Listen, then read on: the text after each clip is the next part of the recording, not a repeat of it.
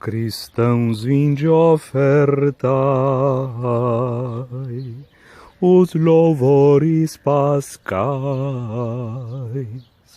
Já emiu as ovelhas, o inocente por elas, reconciliando céus e terra. Vida e morte, ó duelo, ó combate mais belo, da vida ao rei morreu, mas venceu.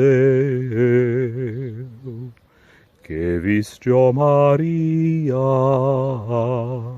quando ao horto então corrias,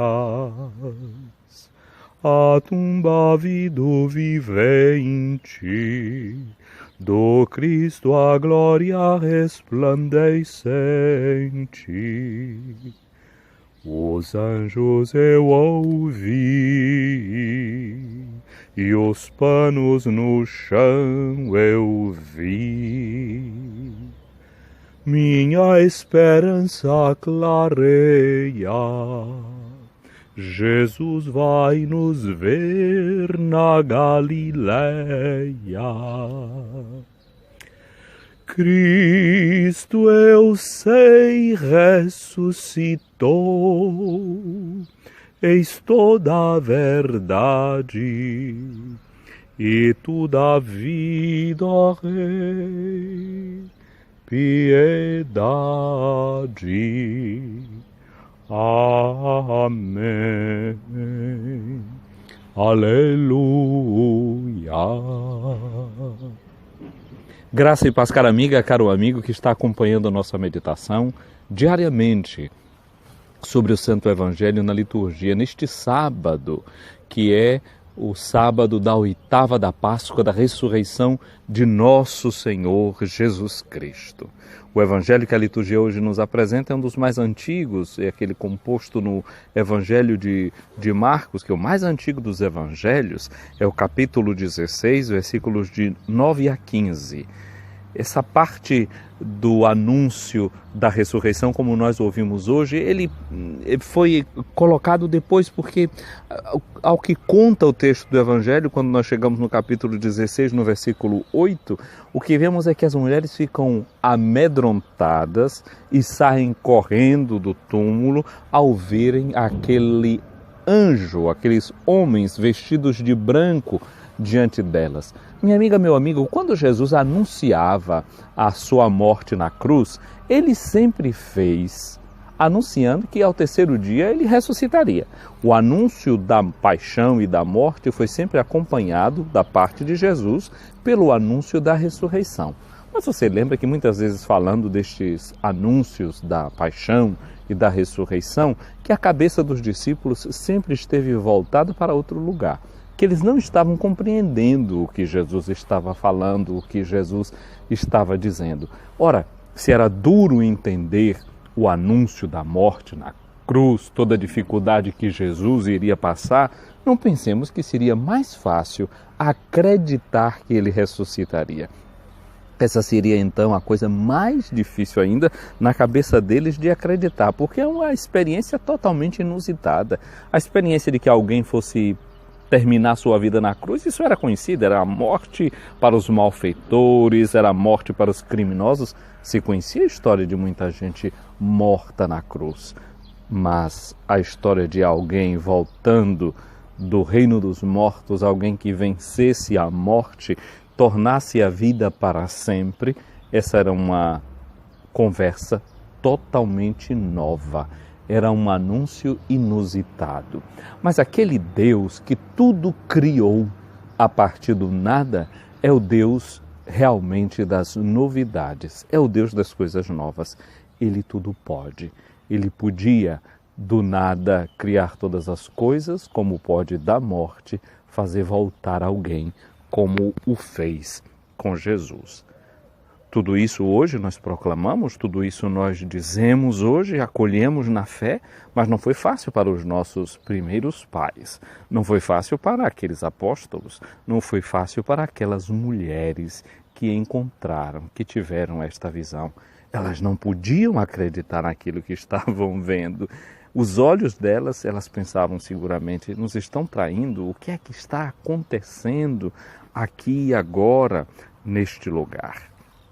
O Evangelho de Marcos, no capítulo 16, 9 a 15, então nos fala que depois de ressuscitar na madrugada do primeiro dia, após o sábado, ou seja, o domingo, como nós o chamamos hoje, esse primeiro dia da semana, Jesus apareceu primeiro a Maria Madalena, da qual havia expulsado 7 demônios. Maria Madalena é seguramente uma mulher de certa liderança dentro do grupo dos discípulos. Nós encontramos no Evangelho de Lucas, no capítulo 8, versículos 2 e 3, que havia um grupo de mulheres que seguia Jesus, vem nomeada em primeiro lugar Maria Madalena, depois Joana, mulher de Cusa, e assim vemos outras tantas mulheres que também sustentavam Jesus com os seus bens e o serviam. Maria Madalena faz parte desse grupo estável de mulheres que serviam Jesus. Veja que como na lista dos 12 apóstolos, ela vem, a lista dos 12 apóstolos vem sempre encabeçada por Pedro, é o primeiro que aparece. Assim também, quando são referidas estas mulheres que pertenciam ao movimento de Jesus, a primeira a ser nomeada é Maria Madalena. E é justamente a primeira a receber o anúncio do Senhor ressuscitado. É ela que recebe essa missão, esse encargo, de acordo com os evangelhos, de anunciar que o Senhor tinha ressuscitado. Diz-nos o versículo 10, ela foi anunciar isso aos seguidores de Jesus que estavam de luto e chorando. Os discípulos estão no luto, os discípulos estão chorando, os discípulos, por que não dizer, estavam perdidos. Eles que seguiam Jesus agora não tinham mais a quem seguir. Então é o fim para a caminhada deles. Quando ouviram que ele estava vivo e fora visto por ela, não quiseram acreditar. Vejamos que até os próprios discípulos não quiseram acreditar. Tiveram dificuldade de acreditar naquilo que Maria Madalena estava dizendo. Era por demais grande aquela notícia, como eu dizia antes, não tinha precedentes. Em seguida, há essa dúvida que nós encontramos dos discípulos, desses seguidores de Jesus. Ele apareceu a 2 deles com outra aparência enquanto estavam indo para o campo. Aqui nós nos lembramos, daquele episódio dos discípulos de Emaús, do capítulo 24 do Evangelho de Lucas. Esses discípulos que confundem Jesus com um peregrino. A dificuldade que eles têm de enxergarem que é o Senhor somente depois que ele anuncia a palavra e parte com eles o pão, é que os olhos deles se abrem. Em seguida, Jesus apareceu a 2 deles que estavam indo para o campo, eles também voltaram e anunciaram isso aos outros. Também a estes não deram crédito. Por fim, Jesus apareceu aos 11 discípulos enquanto estavam comendo, repreendeu-os por causa da falta de fé e pela dureza de coração, porque não tinham acreditado naqueles que o tinham visto ressuscitado.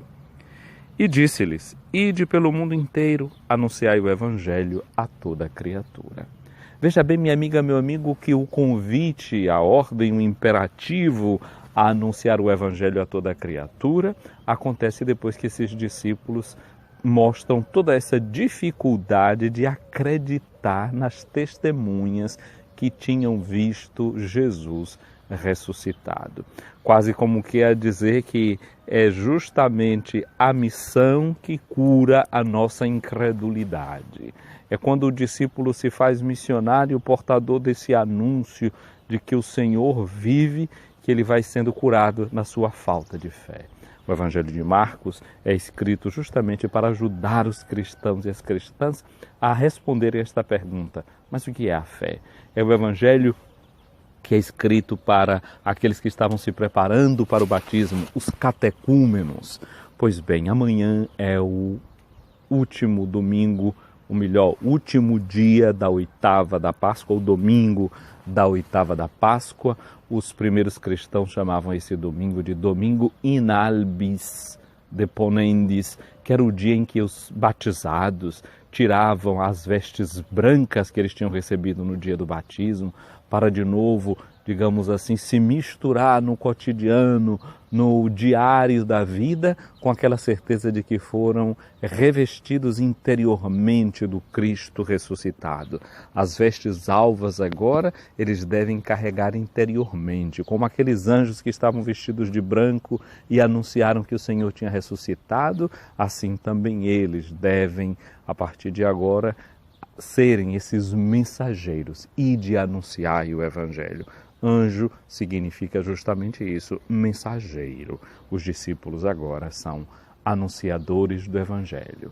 Não são testemunhas angélicas, mas testemunhas evangélicas. Testemunhas do Evangelho de nosso Senhor Jesus Cristo. O Evangelho que nós temos para anunciar é esse, que a vida venceu a morte, que a palavra mais forte quem teve foi essa, e que quem quer seguir o caminho do Evangelho deve estar disposto a, como Jesus, passar pela cruz.